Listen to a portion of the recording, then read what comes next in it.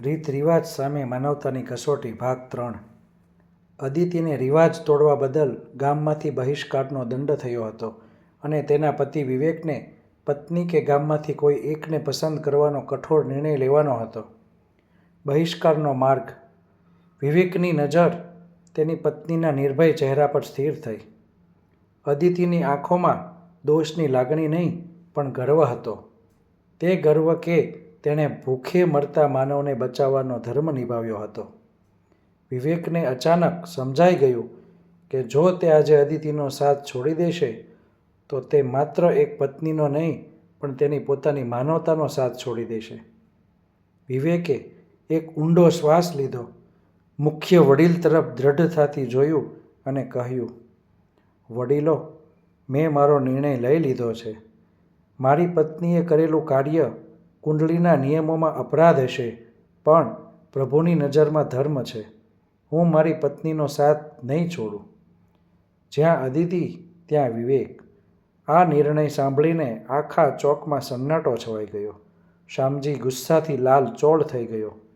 મુખ્ય વડીલે માથું નીચું નમાવ્યું, જાણે વિવેકને ગુમાવવાનું તેમને દુઃખ હોય પણ રિવાજ આગળ તેઓ લાચાર હતા। તથાસ્તુ, સૂર્યાસ્ત થઈ જ ચૂક્યો છે। કુંડલીના નિયમ પ્રમાણે તમે બંને હવે વિરામપુરના નથી, જાઓ। એ જ રાત્રે અદિતિ અને વિવેકે માત્ર એક નાની પોટલીમાં થોડો સામાન લઈને ગામ છોડ્યું। ગામના લોકોએ તેમની તરફ જોવાની હિંમત પણ ન કરી, કેમ કે તેમને ડર હતો કે કુંડલીનો શ્રાપ તેમને પણ લાગશે। જોકે દૂરથી કરશનદાસ કાકા અને રમાબા કાકીએ હાથ જોડીને અદિતિને મૌન વિદાય આપી। ગામની સીમા છોડ્યા પછી તેમની સામે ગાઢ અંધકાર અને ઉજ્જડ રસ્તો હતો। દુકાળની અસર ગામની બહાર પણ એટલી જ ભયાનક હતી। તેમને આશરો મળ્યો નહીં।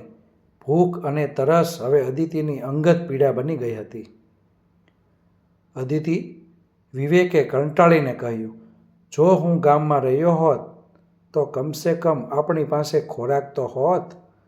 આ રિવાજો આપણી જાન લઈ લેશે। અદિતિ ઉજ્જડ જમીન પર બેસી ગઈ। તેના ચહેરા પર થાક હતો પણ હજીએ એક તેજ હતું। વિવેક, ભૂખની પીડા શરીરને થાય છે પણ અપરાધની પીડા આત્માને। મેં આત્માને દુઃખ નથી દીધું। આપણે રિવાજોના ગુલામ નથી। કુંડલીના રિવાજોએ લોકોને સ્વાર્થી બનાવી દીધા છે।